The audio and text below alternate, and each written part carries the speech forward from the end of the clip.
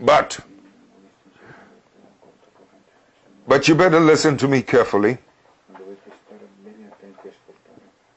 Until I left all my life, together with that of my wife, until I left office, schooling, officer, and until I left office in the year 2000,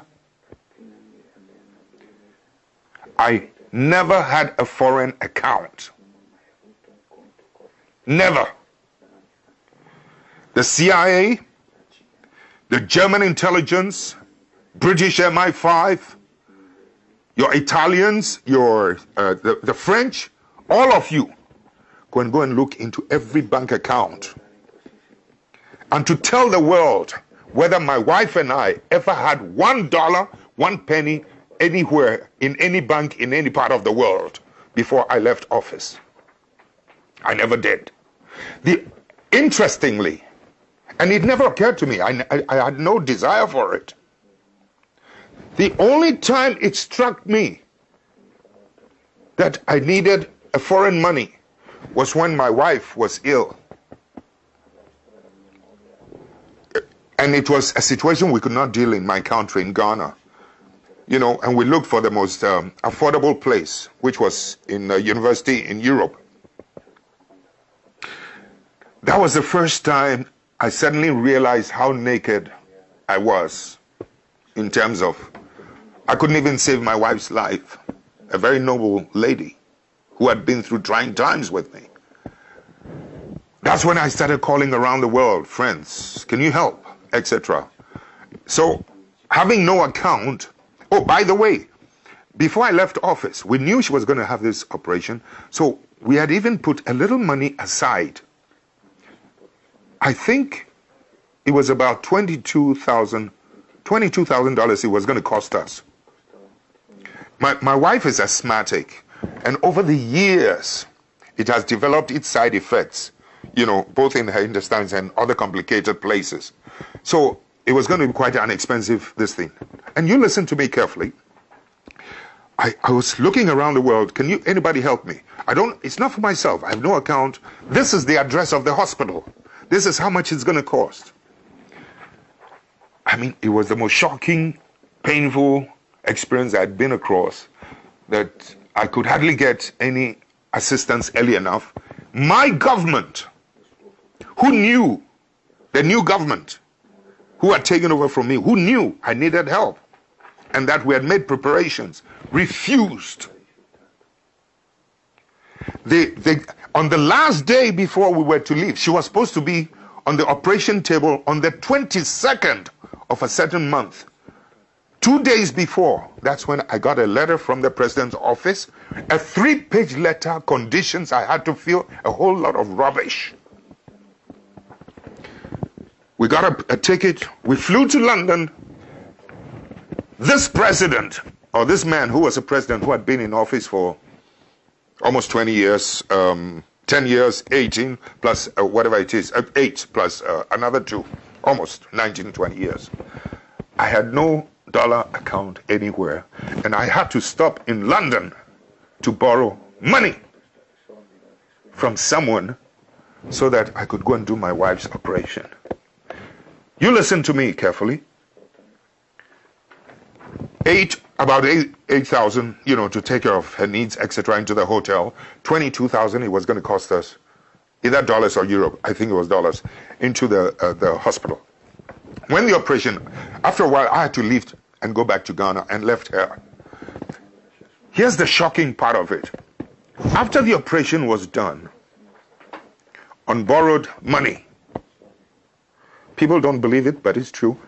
On borrowed money, when the operation was done, she was discharged into the hotel so that she could be brought in once in a while, you know, for checkup, a review. Can you believe that when the driver of the embassy under the new government informed the ambassador that I have to take Mrs. Rawllings, you know, for a review, the ambassador said no. In Switzerland, the Ghanian ambassador, it happened in Switzerland, said no. The driver was so shocked, he put the embassy car key on the table, went and used his own personal car to go and drive my wife to the hospital for the review.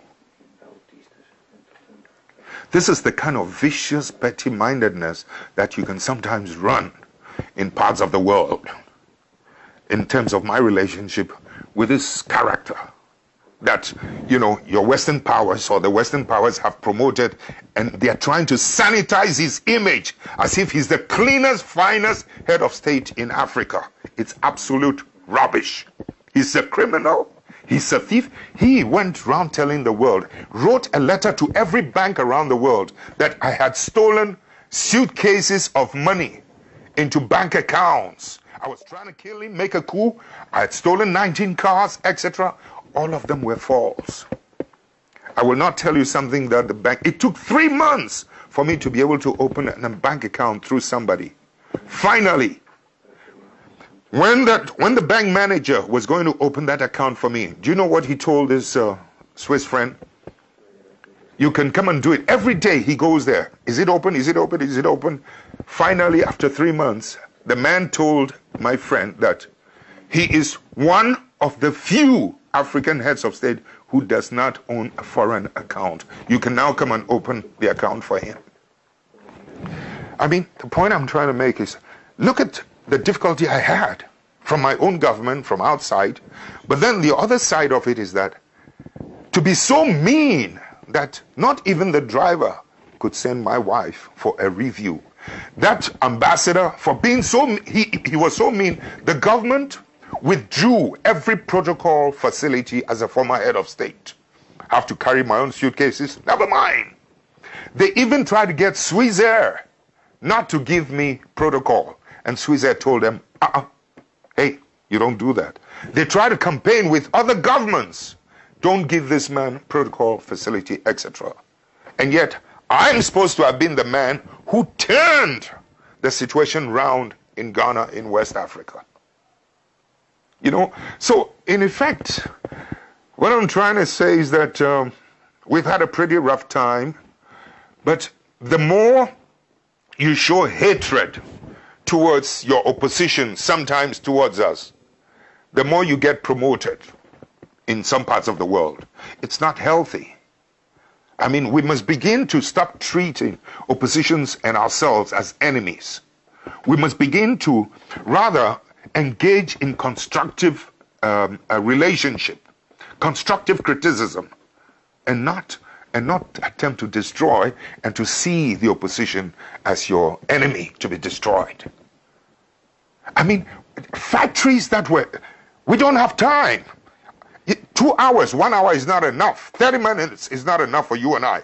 I need 9 hours. I need 8 hours to wake you up in Italy, in Europe, to the problems we're going through in Africa.